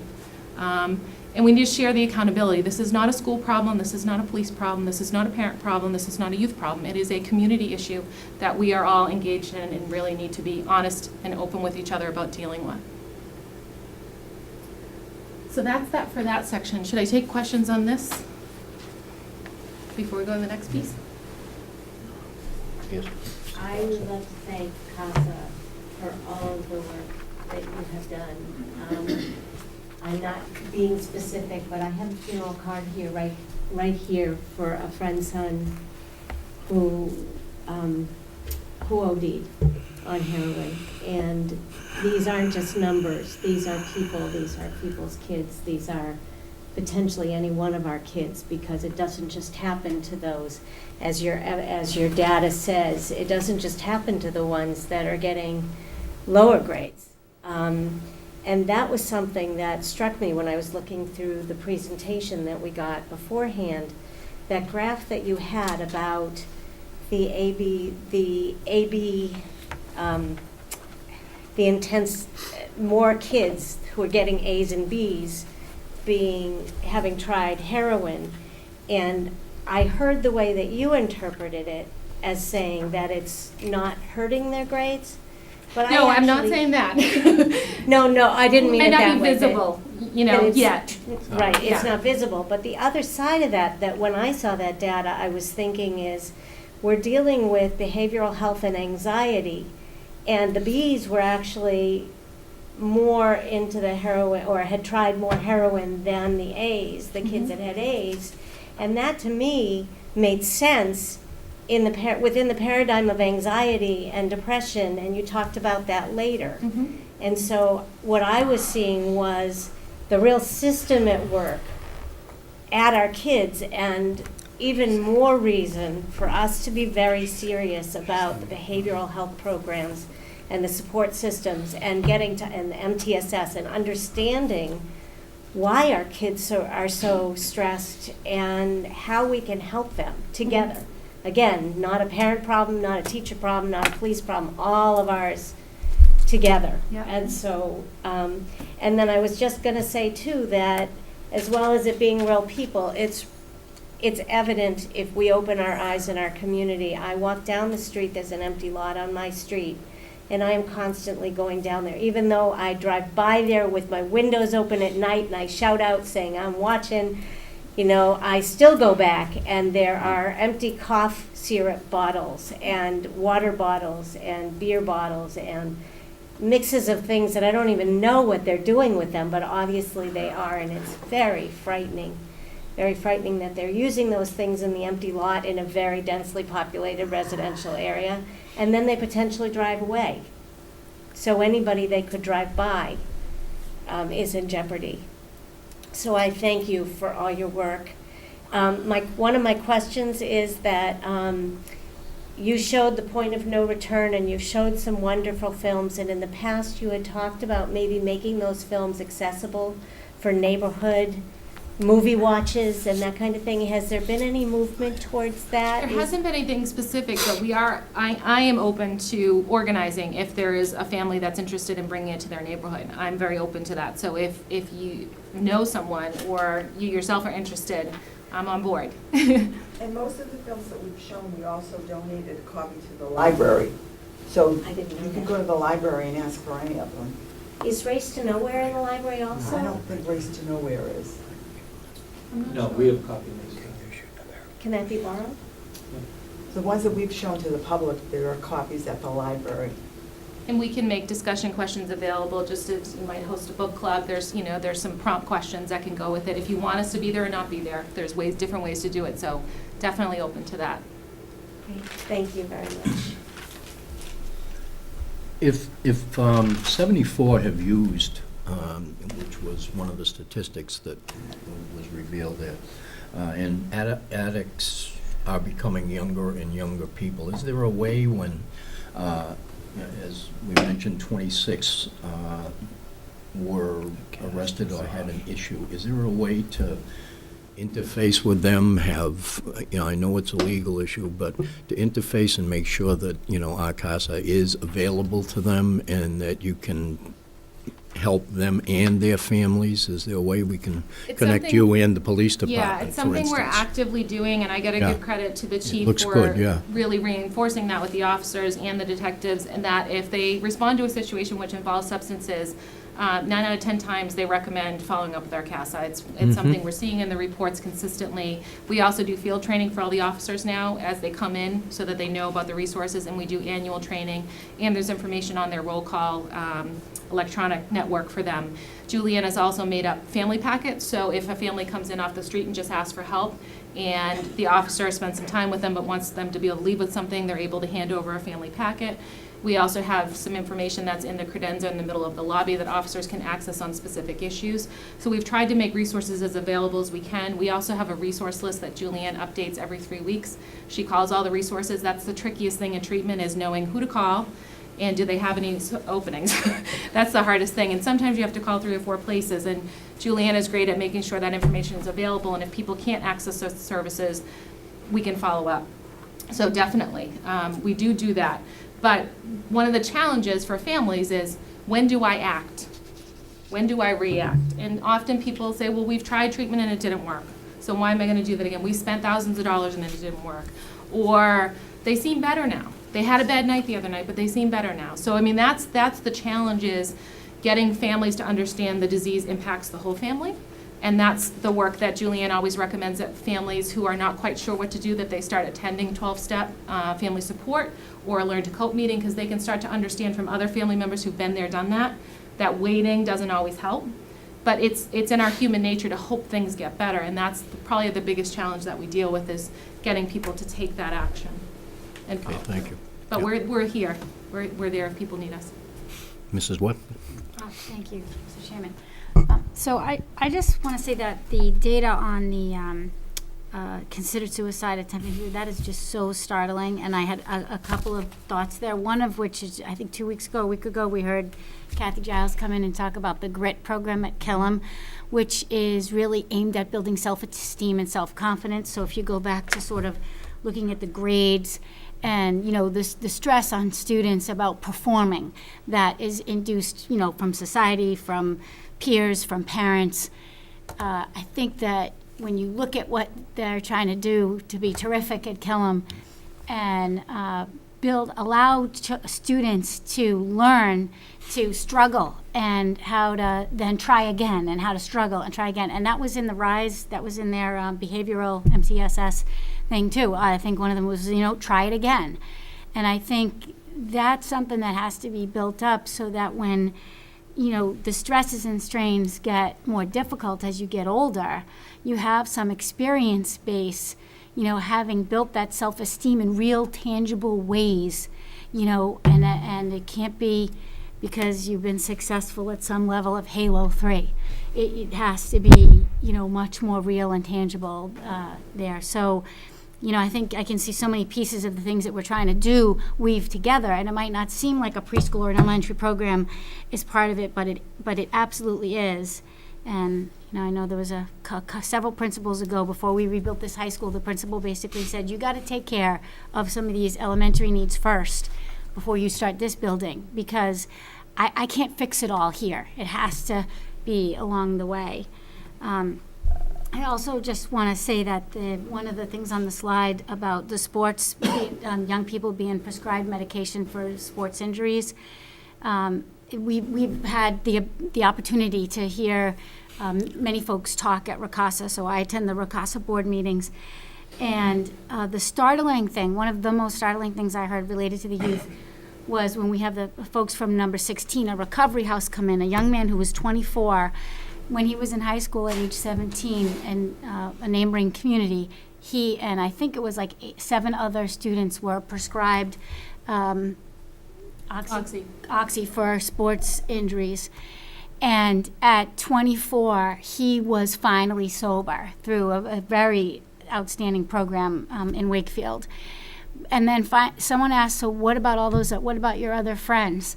And I think I have this right. One was in prison, one was still using, and several of the others were dead.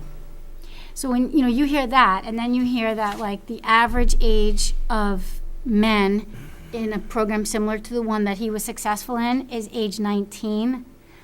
It leads me to say, we have to, it's so scary not being able to, not feeling like maybe we have the skill to identify that high-performing student or who appears to be high-performing but is so troubled inside. And, I think we have to build our skill base, but I think also we have to, the attitudes about alcohol and maybe marijuana, but I have encountered it here in our community. Sometimes we as parents make assumptions about, our kids are going to someone else's house and it might be a friend. And just because we know, there's a drinking age and there's certain rules and, this is it. You do not drink alcohol under 21.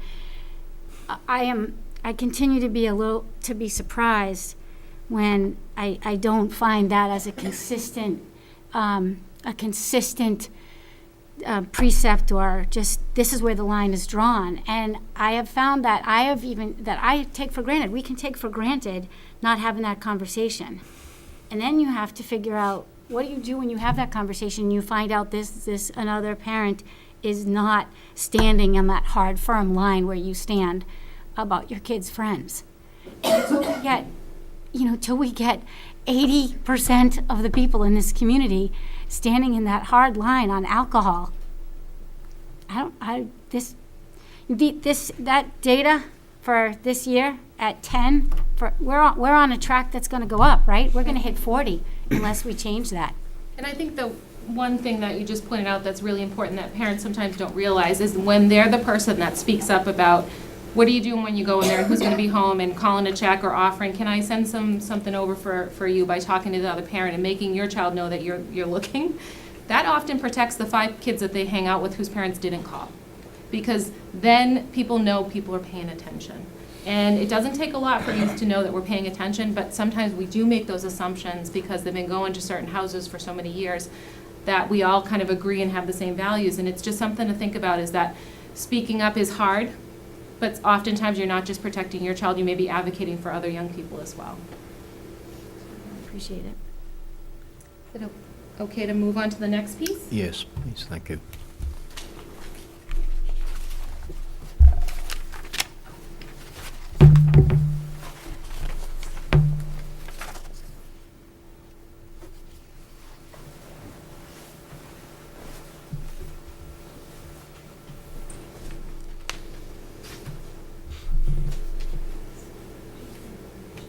sorry for the view, I can't get it to quite look the way I want, but we'll just proceed. So this is the Chemical Health Education Program. This program is really carried out day to day by Julianne DeAngelis and Sarah Lennon, who really do the hard work with this. Tom and I also play a role. Tom is the one that often works with students as the violation reports come in, and he kind of addresses the investigations along with the other assistant principals. And then if a violation is determined to have been happened, then they get referred to us. So I'm going to talk a little bit about the referrals that we've processed since the program started.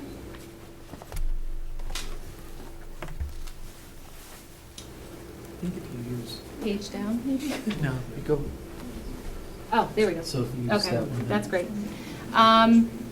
So I already talked a little bit about Tom's role. So basically, after the investigation is conducted and the referral gets sent over to us, then what we do is we have a number of referrals that are coming in from different groups. We take them from RMHS. We also take them from our police prosecutor who works at the police station. He's the kind of officer that works on the pretrial diversion program. So if people get caught in the community by police for underage drinking or other substance misuse, they may be charged with minor in possession or another similar charge, and they'll be scheduled for a pretrial diversion court date. And that prosecutor will recommend our class as one of the conditions of their diversion contract. If the young person completes the conditions of their contract, the charge will not go forward, meaning it will not be on their permanent record. So it's an opportunity for the young person to experience some consequences without lasting lifetime effects to their record. And then also, we've been starting to receive on a case-by-case basis referrals from the Middlesex District Attorney's Office.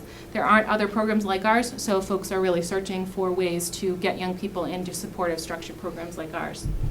So what we do is we coordinate the chemical health education class, the parent follow-up, and the case management for the court-involved youth.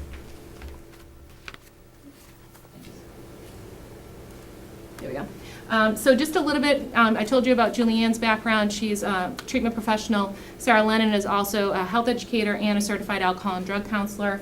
And then I've worked in substance abuse prevention for over 20 years now, and also have a master's in public health.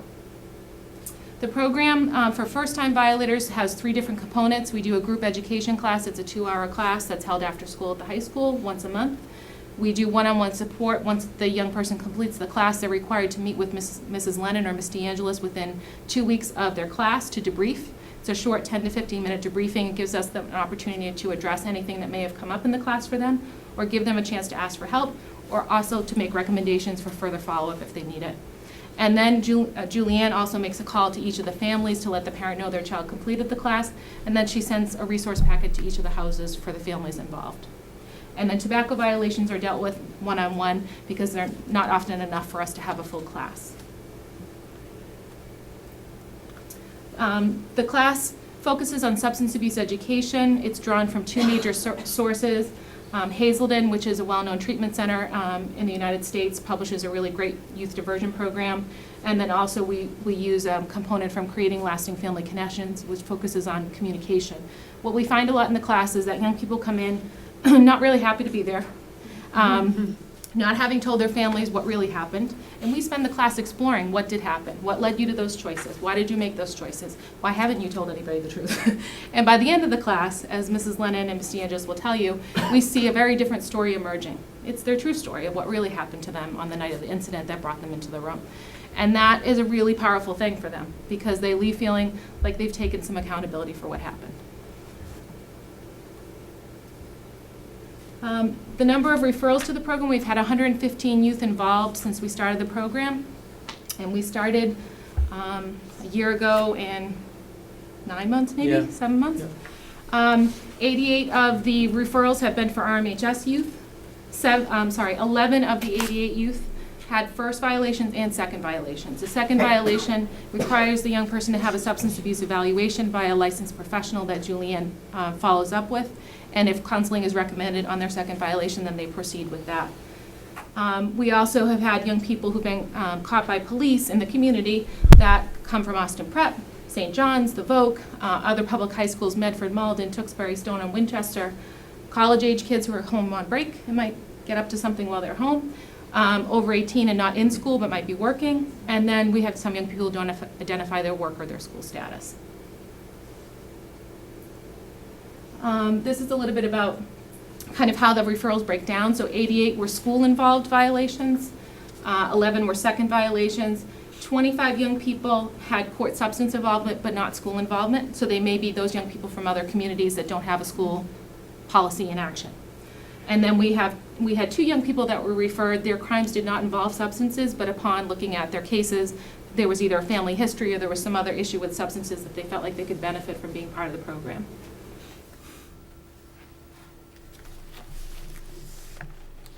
The substances that are involved, overwhelmingly, it's alcohol.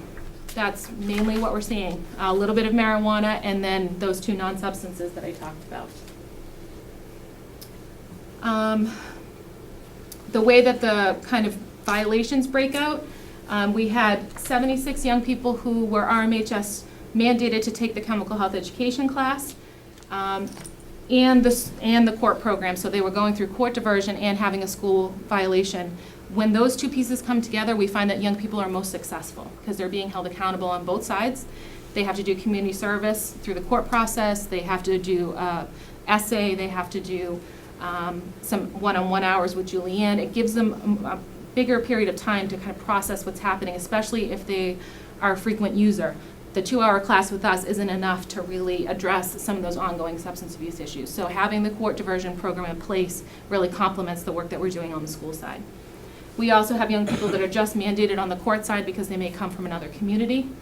And then we may have young people who are just RMHS only because their incident may have occurred in school, on school property, or at a school-sponsored event, and so the police weren't involved in those situations. There's a little bit of higher amount of males compared to females, but we've seen this change over time. This is the most recent breakdown, but it's been pretty even along the way. So I just want to invite Mrs. Lennon just to say a few words about one of the most important pieces of the class, which is our statement of accountability that we have young people do at the end of the class. Would you mind just sharing kind of how that works? Sure. So like Erica said in the beginning of the class, they usually come in angry that they have to be there or irritated or they think that they don't belong there. And then once they kind of realize that we're not there to judge them or to take notes on their case and go back, and say what they did or didn't do, then they start to open up a little bit more. And we don't just talk about, addiction. We talk about a variety of different life factors. We do a SWOT analysis with them. We talk about, what are some things that you have to look forward to? What are some opportunities that you might have? And it doesn't have to be drug or alcohol related. And what are some threats that you might have to that opportunity? So we get them talking about a lot of different things. So at the end of it, we do get into, the addiction piece, as DeAngelis does, the disease and dependency piece, and we talk a lot about the laws, make sure they have an understanding of that. And even the chemical health policy is still new to some of them. But by the end of the class, once we've kind of had them take a look and write out their situation, we have them go back and circle any choices that they made that day or that night that the incident occurred. They're able to see not if they're guilty or not, but the circumstances that led them there in the first place and how they could have, avoided those choices. And what we find through that process is a lot of young people have an aha moment that I didn't just show up there on Saturday night and get caught. That on Wednesday I gave someone money to buy me something. And on Thursday we talked about how we were going to trick our parents into knowing where we weren't. And that there's this process that leads up to these decisions that happen. Yes, there's spur of the moment decisions, but a lot of these decisions are pretty well thought out. So that's one of the things that we really try to talk to them about is how can they do that projected planning around decision making that doesn't put them in that position, because once you're at the party, it's hard. If you decide on Wednesday you're not going to go to the party, that's a much easier decision than being at the party and you've already been offered a drink. So we try to talk to them about, kind of how do you minimize that embarrassment if you're worried about getting judged for not using or using. The other thing we hear is that young people aren't forced to use a substance at parties. It's there. And sometimes it being there is enough. Just being there, it's access. And that's why we talk about the access to prescription drugs. Just being there sometimes is enough for some young people. I should say, and getting to clarify the health policy for them is really important, because one of the biggest arguments that we've heard in the class is we've had students come through who may have not been drinking, but they were at a party, and they're so angry that they're there that they say, well, if I'm gonna get in trouble anyways, I might as well be drinking. So we have to get them to realize, regardless if you drink, well, I try to make them realize that for them, if they just had to take the 2-hour violation class and miss 25% of their season or their club, that's great. Because these kids don't have an understanding of what could have happened to them, that the officer could have arrested them, could have put it on their record, and that is a big deal. You know, these kids, they see the 25% school sports suspension is like this huge deal now, which I totally get. But we're trying to get them to see the bigger picture, and that even if they're not drinking, they're still putting themselves in a situation where illegal things were taking place. So we just tell them, if you don't want this to happen to you, don't go there. You know, and I know that's hard to avoid, and I have a lot of students that ask me that. You know, what am I supposed to do? You know, prom's coming up, and I don't want to drink. What am I supposed to do? Tell my friends no? It makes them the odd man out. So I think it's just having kids understand the bigger picture, and that it's not just this 2-hour class that they're being forced to take, or a 25% suspension. And a lot of young people think that they're the only one that's saying no, and what they may not realize is that 50% of their peers are also saying no, but they're not talking about it. You know, what you hear on Monday morning is the kid who threw up over the weekend and may have hooked up with someone, and there's drama about that, but you don't hear about the group of kids who went to the movies and nothing bad happened. So, I mean, the drama that you hear is about kids who are using and abusing stuff, and so sometimes the kids who are in, really the majority of kids who don't use, they don't talk about that, so they can kind of perceive that they're the odd man out, and that's something we also try to put into context for them.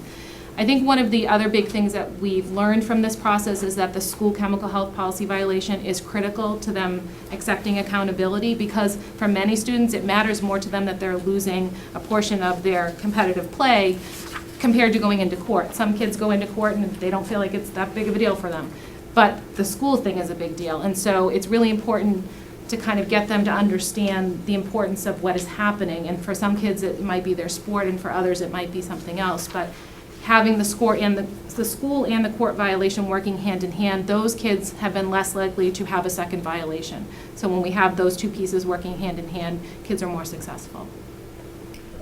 If I might, please. I don't think tonight's at all the right time to be talking about the chemical health policy at the high school. But I would like it on an agenda because I'm confused at what that policy is at times, and it's got my name on it. So I would like us to talk about that at another meeting, and perhaps we can ask the chief to come back, because there are a lot of questions about being at a party but not drinking. And Yeah. I think if you ask 10 people, I think you'd get 10 different answers. So I do not want to talk about it this evening. I really would like us to talk about it in the future when it's more appropriate. Thanks. 2 short questions. So do you get feedback from the parents of the students who, and some parents are also involved in this, and for the folks who are participating in this program who are court ordered from other districts or other schools, is there remuneration? Are they paying, or somebody paying? Yes, the outside folks are paying a fee to attend the program, and we're not accepting folks in large numbers because we don't want to dilute the quality of what we're doing. We're only accepting them because we know if we're already running the class, it's kind of better to have 4 or 5 kids in the room versus 2. Mm-hmm. So sometimes, we make those decisions on a case-by-case basis, but yes, they are paying for the service. And one of the other pieces is our police prosecutor will work with us as he's developing the diversion contract. Are you able to handle this if I refer them in court for this service? And parent feedback? And parent feedback, Julianne speaks with most of the parents, and oftentimes she kind of, just lets them know what is happening. And, we have some parents who are upset about what happened. They don't understand. And from their perspective, I can understand why you would be upset, because what they've heard is their kid's stock story, that they didn't do anything. And what they don't know is that the kid may be actively using, and then that's something that what we're trying to do in the class is get them to open up with their family and talk about those things. And if we have a kid who we're concerned about, who discloses something in the class, that's something that Mrs. Lennon or Ms. DeAngelis is going to follow up on and recommend to the family that they get follow-up services. And we can't force folks to follow up on those services, but we do make those recommendations often. But we've gotten a lot of good feedback from parents that they were surprised that their child found it beneficial. And then we're always surprised when we look at our pre and post-test results. At the beginning, our kids come in and take a pre-test, and at the end, they take a post-test. And we see that when they come in, their answers are really geared towards sticking with their story. And by the end of the post-test, you can see that that light bulb's kind of gone on. So we do have some feedback to kind of gauge what we're doing, and we're constantly adjusting to try to give the students as much as we can to make it worthwhile for them to be in the room. When I meet with the students one-on-one, one of the follow-up questions that I ask the kids is I say, were you able to share with anyone any information that you learned about in the class? And the first thing they usually think about is, yeah, I told a couple friends about it. But I say, no, did you tell your parents about it? And like, what did your parents think about you having to take this class in the first place? And we sort of get into that, and if they told their parents anything about it. I'd like to add also that on the diversion referrals that we get, there's also a condition for the families, family members to have to take a chemical health class too. And that's at the recommendation of the prosecutor, so that the families or the parents are sometimes ordered to have to do some education of their own. Thank you. Mrs. Knoxon? I know you mentioned, thank you again for all this work. I know you mentioned that in May, there's going to be the training of the coaches. And I know we've had a conversation before about, when I was wearing a different hat, about the coach training. I'm wondering how that's going, because I view the coach support as vital to the success of the kids still having a raison d'etre, that there's still a reason to kick their habit, to go on, to think that things can get better. And so I'm wondering what you found in talking to the coaches. You know, they lose potentially their best player, and they might be angry about it or whatever. How do they keep those kids involved? That's something that more Tom kind of addresses in working with coaches as students are either suspended for a portion of the season or being ready to go back into play, or maybe they have a second violation and he's getting follow-up information from Julianne that they're ready to come back. And so he's interfacing with the coaches. The Adults Assist program that we're going to be offering to coaches will also be offered to adult advisors as well as folks that run clubs and different things like that. We're starting with the coaches because they're kind of the biggest group. But I don't know, Tom, if you want to address that. Yeah, the coaches have been very supportive. It's evident they care about the whole student, the whole athlete. I think there's disappointment in the behavior that the athletes have done, but I think there's also reassuring that once they pay their dues, they're then part of the team. They're part of the team along the whole process. They're not excluded. They're still allowed to practice with the team during a suspension. They're just not allowed to play in any of the athletic events. The same is true with drama, with band.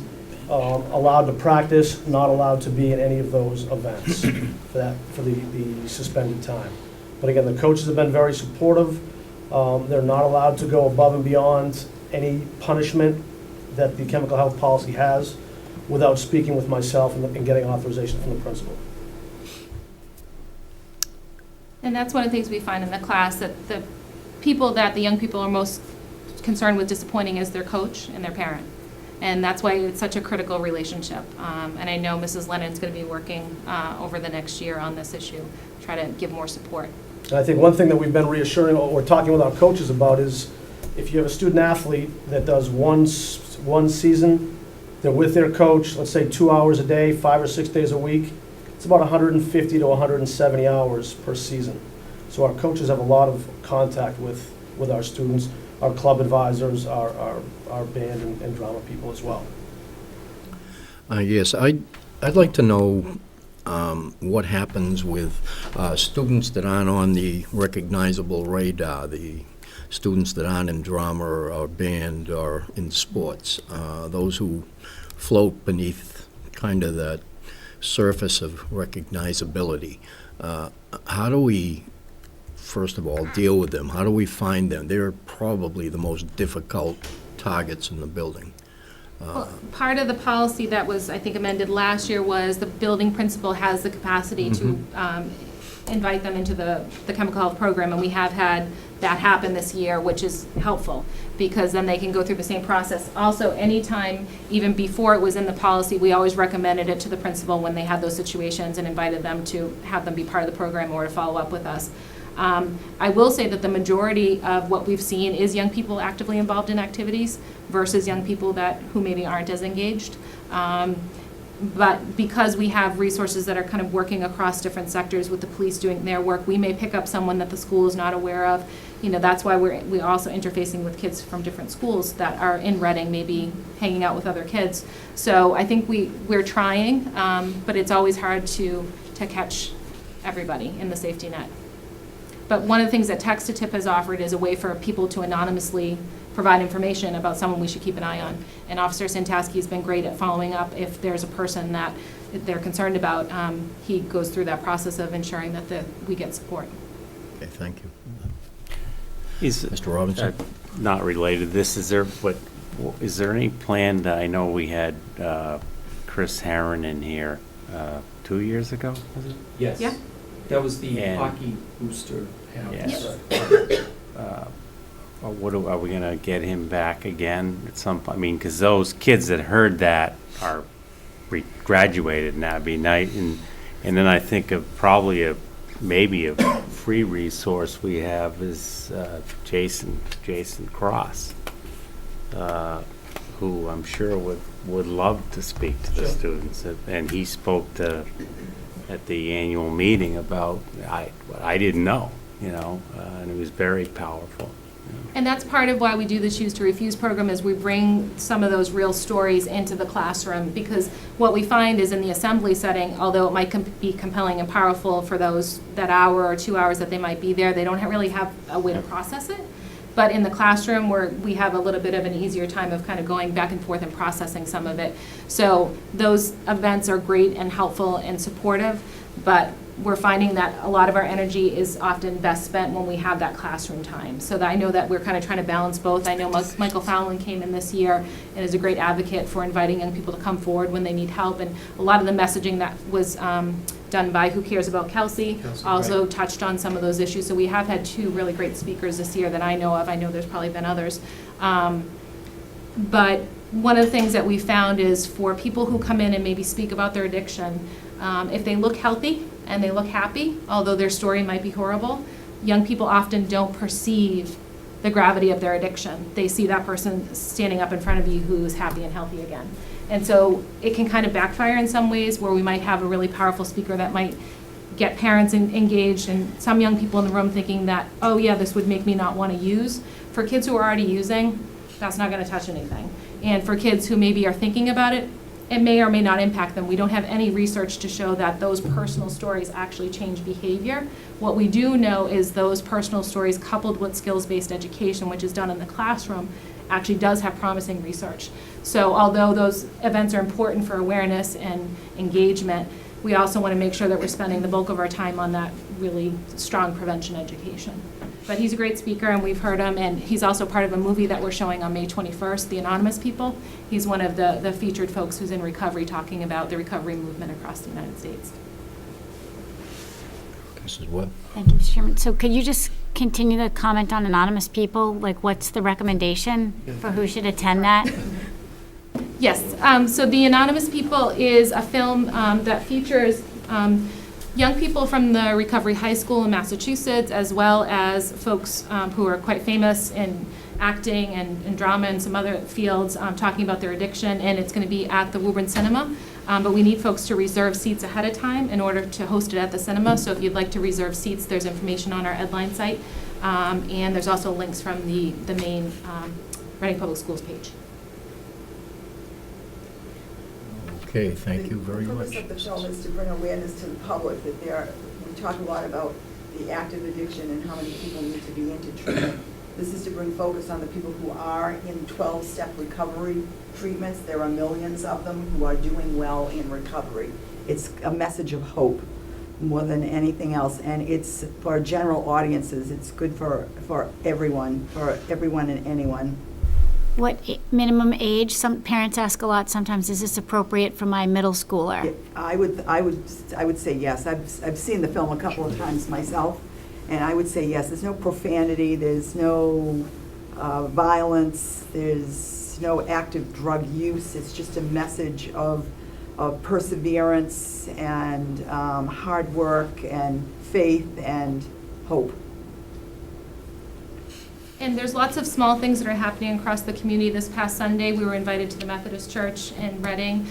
There was 2 speakers that spoke on their own addiction and their recovery. One of the folks from Number 16 who also came and presented at the Arcasa meeting, and also Elaine was there to promote Arcasa and some of the resources we have.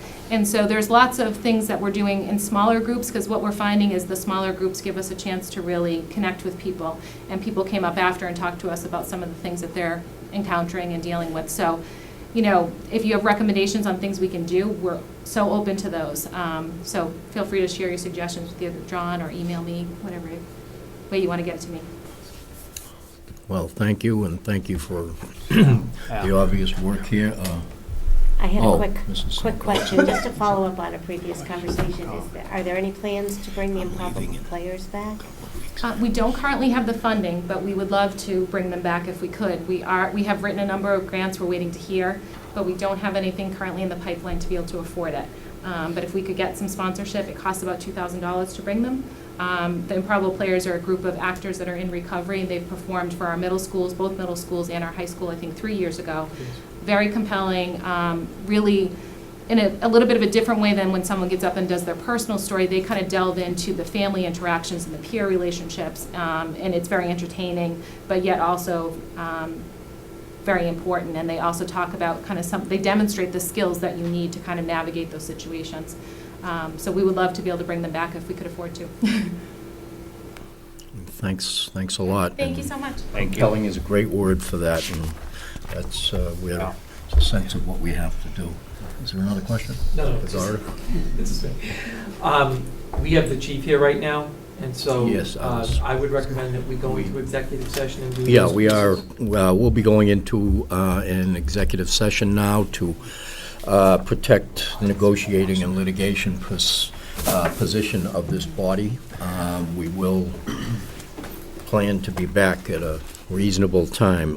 Do we have a motion? We do. in that Move to regard? enter into executive session to discuss strategy with respect to litigations, collective bargaining, school safety and security, and the approval of minutes, and to return to open session at approximately 9:45. I just made that up. 9:45 is good, sir. Do we have a second? Second. We have a second. Those in favor of the motion? Roll call. Yes. Yes? Yes. Yes, we go. Thank you.